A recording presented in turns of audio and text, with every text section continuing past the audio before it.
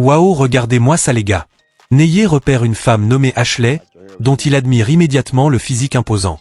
Il l'aborde avec courtoisie, mais Ashley se montre très fermée, affirmant qu'elle a déjà un homme et que leur situation est compliquée. Neye respecte sa position et s'éloigne sans insister. Cependant, dès qu'Ashley aperçoit Neye au volant de sa voiture de luxe, elle fait volte-face et court littéralement vers lui pour lui demander son numéro. Neye la confronte alors sur son hypocrisie. Il lui fait remarquer qu'il est le même homme que sur le trottoir, mais qu'elle ne s'intéresse à lui maintenant que parce que sa voiture suggère qu'il a de l'argent. Ashley ne s'en cache même pas, affirmant que son véhicule a changé la donne. Pire encore, elle propose de cacher cette relation à son compagnon de longue date, affirmant qu'il n'a pas besoin de savoir. Neye souligne le manque total de loyauté d'Ashley, qui est prête à trahir plusieurs années de relation simplement parce qu'elle a croisé un homme qui semble plus fortuné. Neye pousse Ashley dans ses retranchements, démasquant une mentalité où la beauté physique est utilisée comme une monnaie d'échange contre une prise en charge financière totale. Ashley affirme sans détour que Neye devrait prendre soin d'elle simplement parce qu'elle est jolie. Neye balaie cet argument avec mépris, lui expliquant que la beauté ne suffit pas et qu'il recherche bien plus chez une femme. Il pointe du doigt l'ironie suprême de sa situation. Elle prétend qu'elle pourrait lui être fidèle alors qu'elle est en train de trahir son compagnon actuel sous ses yeux pour un homme qu'elle vient de rencontrer. Pour Neye, elle prouve par ses actes qu'elle n'a aucune loyauté et que sa parole ne vaut rien. Il refuse de la prendre au sérieux, soulignant que si elle est prête à quitter son homme pour une voiture de luxe, elle fera exactement la même chose à Neye dès qu'un homme plus riche se présentera. C'est une démonstration cinglante de la vacuité de son caractère, où l'intérêt matériel écrase toute notion de dignité ou d'engagement. Neye continue de tester Ashley pour voir jusqu'où elle est prête à aller dans son manque de dignité. Bien qu'elle affirme pouvoir lui prouver sa valeur, Neye reste focalisée sur le fait qu'elle est prête à abandonner son compagnon de plusieurs années en un claquement de doigts. Il sort du véhicule pour l'observer de plus près, feignant de l'évaluer comme elle évalue sa voiture. Face caméra, il exprime son dégoût total. Il souligne l'ironie d'une femme qui prétend être une bonne affaire alors qu'elle vient littéralement de mettre sa loyauté aux enchères dès qu'elle a vu une carrosserie brillante. Pour Neye, Ashley n'est pas une partenaire, mais une opportuniste qui voit les hommes comme des échelons financiers.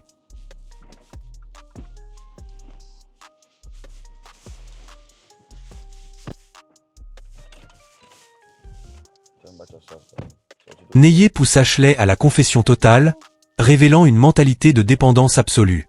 Elle admet ne pas travailler car son compagnon actuel règle toutes ses factures, une situation qu'elle considère comme normale pour n'importe quel homme qu'elle fréquente. Ses journées se résument à faire la scène, sortir et faire du shopping.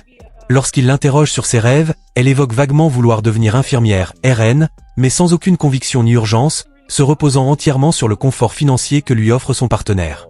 Neye la confronte alors sur son manque total de gratitude et de loyauté. Elle utilise l'argent de son homme pour sortir faire la fête, et potentiellement, le trahir avec le premier venu possédant une plus belle voiture. Neye termine cette rencontre en poussant l'humiliation d'Ashley à son paroxysme, révélant la vacuité totale de son profil. Non seulement elle ne travaille pas, mais elle avoue ne même pas cuisiner pour l'homme qui paie ses factures. Elle se montre prête à suivre Neye à l'hôtel instantanément, justifiant son choix par des flatteries superficielles, « tu n'es pas comme les autres », tout en admettant consommer de l'alcool fort, Hennessy. Neye feint d'être séduit, lui demande de faire un dernier tour sur elle-même pour l'admirer.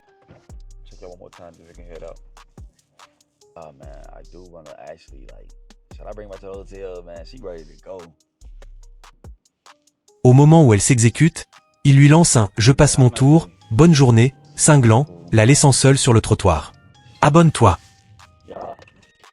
Neye aborde une femme qui, au premier abord, se montre extrêmement hautaine et glaciale.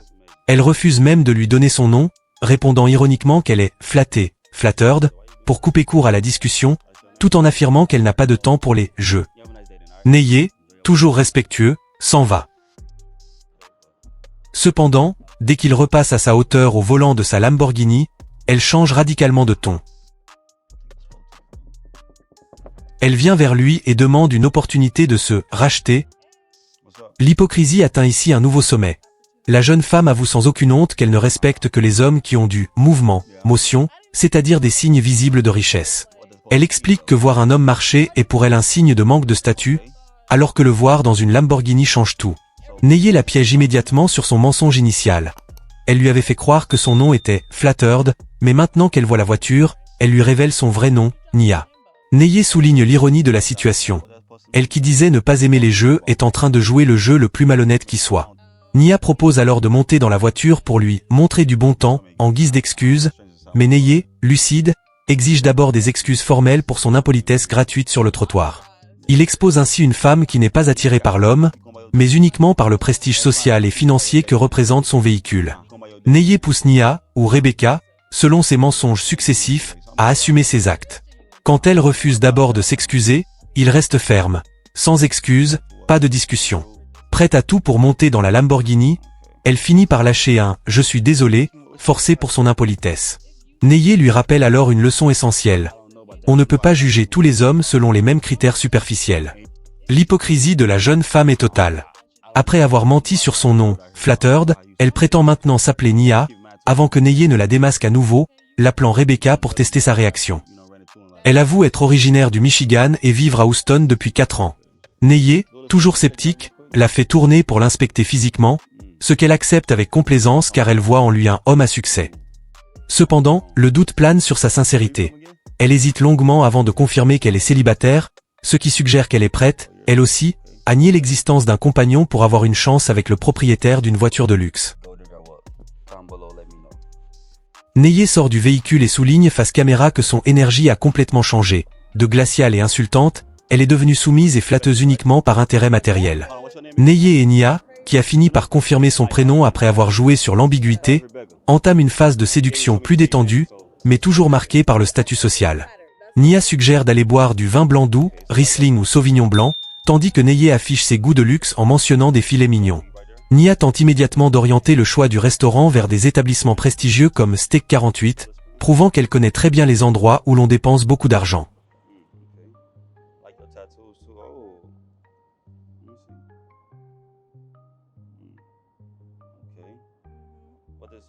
La dynamique change dès qu'elle s'installe dans la Lamborghini.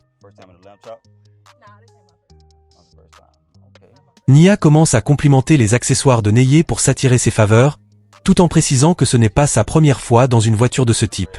C'est une tactique classique pour ne pas paraître trop impressionné et essayer de se mettre au niveau de l'homme. Neye, de son côté, reste sur ses gardes, scrutant ses tatouages et ses bijoux, cherchant à déceler si elle est une femme de valeur ou simplement une habituée des voitures de luxe qui cherche sa prochaine cible.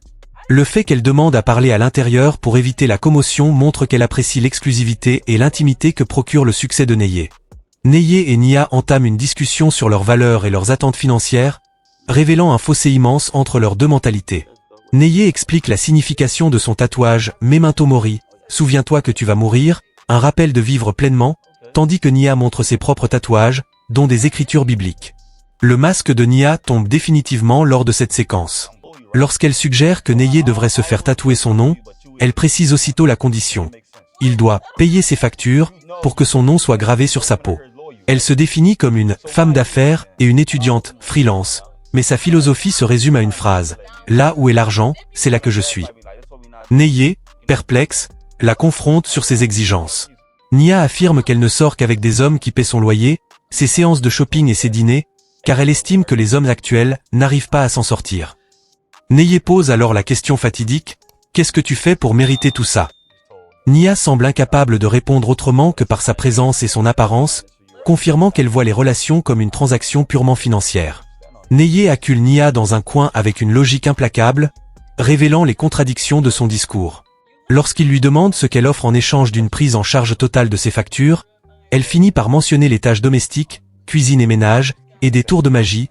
Cependant, elle revient très vite à son seul argument de vente, sa beauté.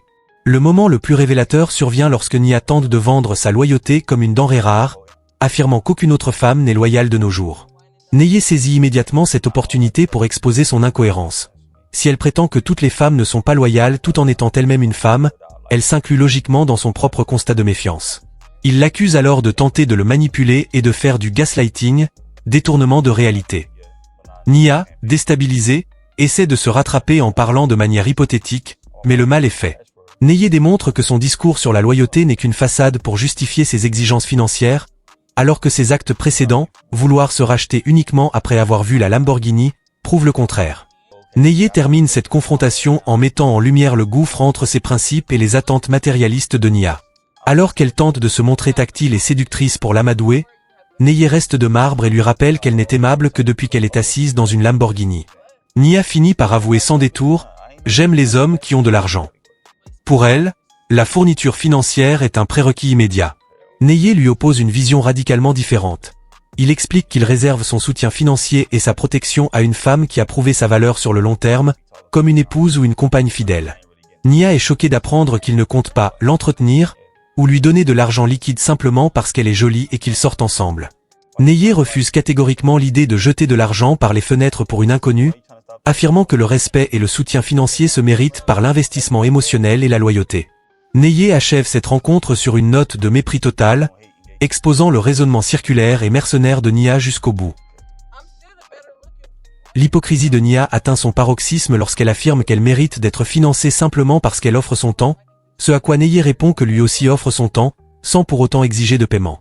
Nia se proclame alors reine, affirmant que tout homme devrait payer pour le privilège de sa compagnie. Neye démolit cet argument en lui demandant quel travail elle a accompli pour mériter ce titre de reine, ce à quoi elle répond vaguement par sa beauté. La tension monte d'un cran quand Neye la compare ouvertement à une travailleuse du sexe, une étiquette qu'elle tente de masquer en utilisant des mots comme prestataire, provideur ou escorte, allant même jusqu'à qualifier son activité de gestion des déchets, waste management business. Neye, lassée, tente alors de voir si ses amis sont moins matérialistes, mais Nia avoue être une gardienne, gatekeeper, refusant de présenter ses amis pour ne pas stopper leur bénédiction ou risquer qu'une autre soit choisie à sa place. Pour tenter une dernière fois de monter dans la Lamborghini, Nia propose d'aller à l'hôtel pour rendre les choses meilleures. Neye, jouant le jeu jusqu'au bout, lui demande une dernière pirouette sur elle-même pour l'admirer.